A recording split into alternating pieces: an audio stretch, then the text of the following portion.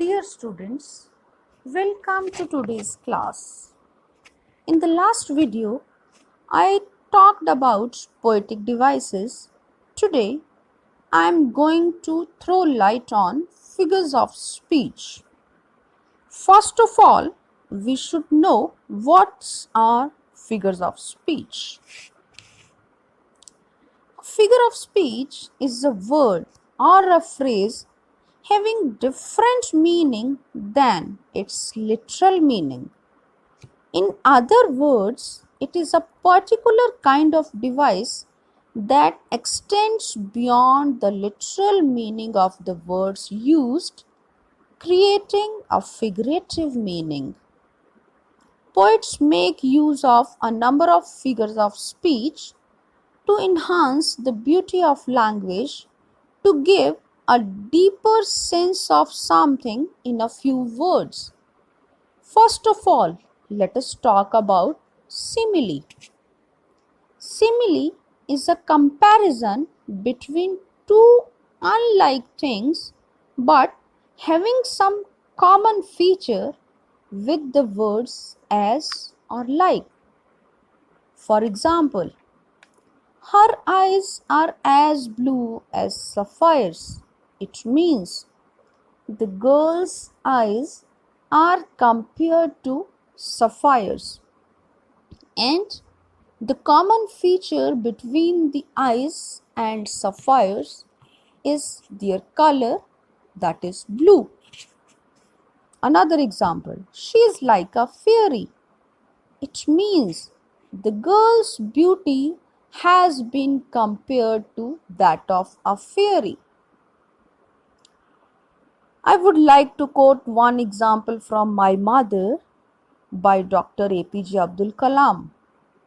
You come to me like heaven's caring arms. That means the mother's care has been compared to heavenly care. The daffodils. I wandered lonely as a cloud that floats on high over vales and hills.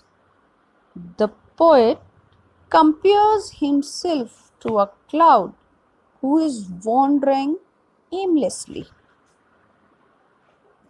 The special feature to identify this figure of speech is the use of words as or like to compare two unlike things. One tip I would like to share with you, my dear students. In the word simile, we have S from as and L from like. So, the spellings of the word help us identify and learn this figure of speech well.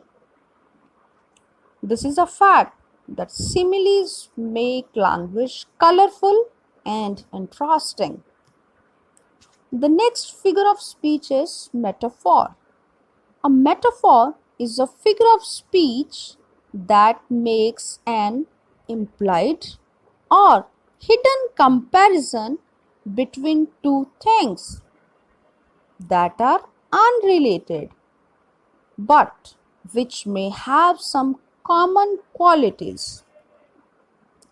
Unlike simile, words like as or like are not used for the comparison. For example, he is the star of our family. The boy has been compared to a star. It is said that he is a star.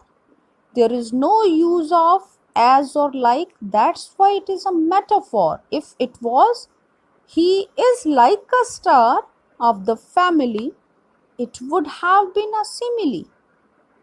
She is an apple of her father's eyes. She is a fairy.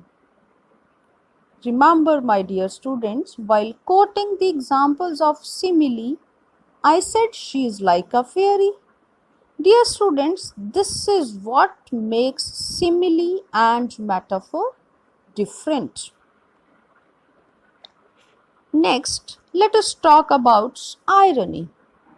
Pronounced as irony, This figure of speech occurs when the real meaning of the words used is different from the intended meaning. For example, the child of the cobbler has no shoes. Yes, a cobbler makes and mends shoes for others, but cannot provide shoes for his own children. Another example from the rhyme of the ancient mariner. Water, water everywhere, nor any drop to drink. As we know in this poem, people are stuck in the sea. There is water all around them, but they do not have even a single drop of water to drink. Hyperbole. It is an exaggeration to create dramatic effect and intensify the mood of the poem. I would like to quote one example from Ramayana. अभी हनुमान जी की पूंछ में आग लगी ही थी कि लंका धू धू कर जलने लगी. अतिशयोक्ति, बढ़ा चढ़ा कर बोलना. Examples in English.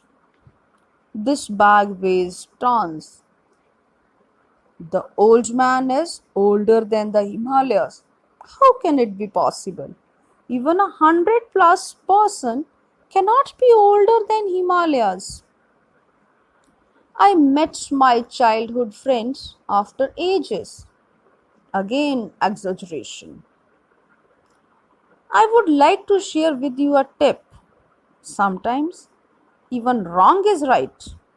How? Let us see. The wrong pronunciation of hyperbole will help you remember it easily. Hyperbole, that means बढ़ा चढ़ा कर बोलना. Let us talk about symbol. We come across many symbols in our day-to-day life. Let us consider it as a figure of speech. Symbolism is the practice of art using an object or a word to represent an abstract idea, an action, a person, place, word, or object can all have a symbolic meaning. White color is the symbol of peace.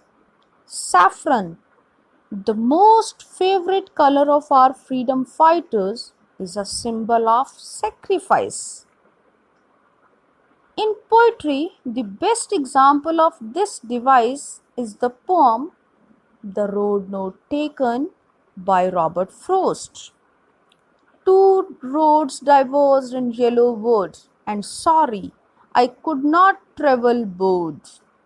Obviously, the great poet Robert Frost is not telling us about his visit to any forest or any wood. The road here symbolizes a choice, an option. That means in his life, the poet once had two options and he had to choose only one out of them. Later in his life, he often thinks of the option he did not opt for, the choice he did not make. Another example by the great poet Shakespeare. All the world is a stage, and all the men and women merely players. Here, the stage symbolizes the world on which the drama of life is performed, and human beings play different roles in the course of their life. Now, let us talk about personification. Personification is a type of figurative language in which non-human things are described as having human attributes, human qualities. Let us understand it with the help of an example from Granny's Tree Climbing by Ruskin Bond. Every breeze whispered of summer in dancing leaves. Dear students, breeze cannot whisper and leaves cannot dance. They have been personified here. Another example from The Brook by Alfred Tennyson. I come from haunts of coos and horn.